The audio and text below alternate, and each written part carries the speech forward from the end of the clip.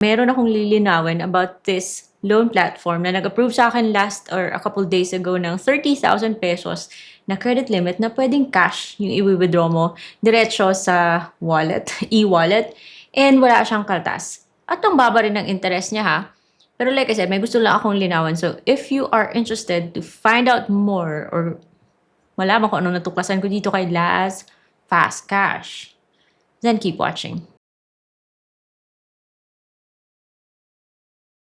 So, a couple days ago, naglabas ako ng video and I was happy na na-approve ako for 30,000 pesos. Akala ko hindi na ako ma-approve nito. This video is not sponsored. It is based on my personal experience. Tagal ko nang gustong magkaroon ng Laz Fast Cash dahil ang dami yung nagsasabi na legit siya. And finally, nung nag-offer ay si Pera247, which I was doubtful at first, pero SEC registered naman siya. So, na-approve ako kaagad for 30,000 pesos. Nag-loan ako para matry 5,000 pesos, mga guys.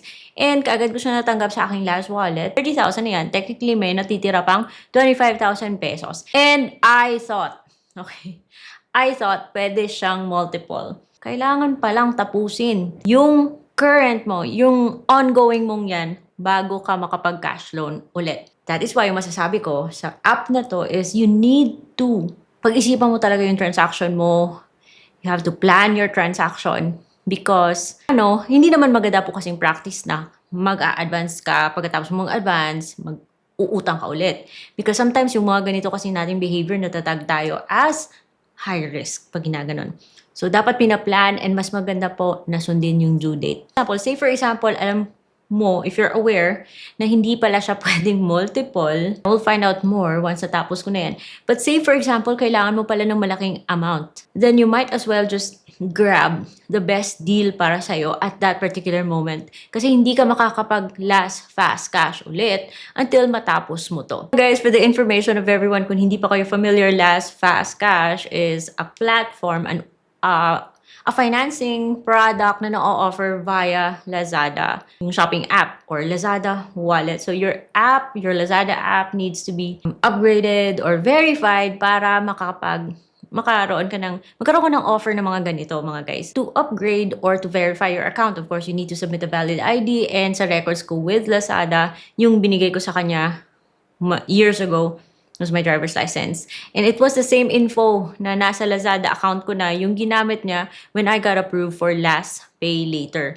Itong Last Pay Later, iba naman siya kasi it's pambayad sa mga shopping purchases mo within the Lazada app. Itong si Laz Fast Cash naman, yun yung parang cash loan through the Lazada app. So, nag-offer siya ng up to 80,000 pesos with nominal or indicative interest na napakababa. 5% or below or 6% or below, pwede pa eh. Credit cards are unbeatable, but this one, for those of you na hindi pa pwedeng magkaroon ng credit card, this one is already good enough. So, 80,000 pesos, but that doesn't mean na yun yung ma-approve sa'yo. So, even if meron siyang pa-calculator, it doesn't mean na yun na agad yung mabibigay sa yung credit limit. It's just a demonstration of, para meron kang expectations kung what your monthly amount is gonna be. In the end, kung ano yung i-assign ni system sa'yo, then yun pa rin yung masusunod. 2 minutes lang. Alam mo naman pag-approve ka kasi 2 minutes lang. May ka na eh, or within the day, malalaman mo na approve ka o hindi. So, yung nangyari sa akin, ilang beses na ako nag-try na mag-activate ito. And when I finally activated it, humingi lang siya ng OTP. And yung provider niya is si Pera247. Finally, ma-approve ako. Sabi ko nga ba eh, kung si Atome yon or si Juanhan, malabang hindi ako ma-approve nun. But since si Pera247 yung nag-offer, mas malaki yung chance ko na ma-approve ako, guys.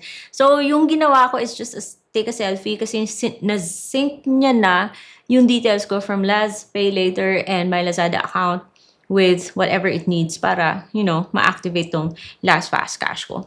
So, naghintay ako ng ilang minutes and then nakatanggap ako ng email and the text message na na-approve ako for 30,000 pesos. Hindi ko inakala 30,000 pesos kaagad, mga guys, kasi I was expecting that magsa-start ako sa mababang. Tinry ko ng 5,000 pero alam nyo, kung sinagad ko 30,000, ang baba ng interest niya kasi you can choose, at least in my case, it's 1, 2, or 3 months. And ang baba ng interest niya. So for 30,000 pesos and a monthly repayment of 11,730, then lalabas na after 3 months na less than 35,000 yung total ko na bayaran. Syempre, the sooner you finish your loan, nakakatipid ka sa interest, pero budget mo naman yung magdidictate kung ano ba yung payment plan na komportable para sa inyo.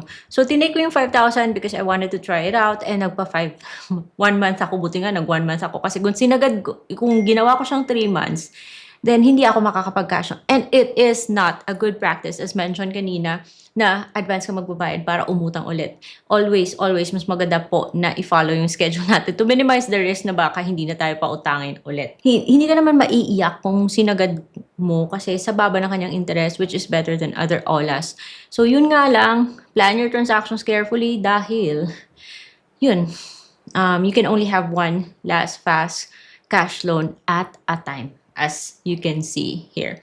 And meron siyang due date which depends on when mo withdraw yung or kinlaim yung loan. The reason why I made this video is gusto ko lang i-correct yung self ko kasi last time sinabi ko kasi dun sa video na yun, akala ko po kasi makakapag-multiple ka, yung pala hindi.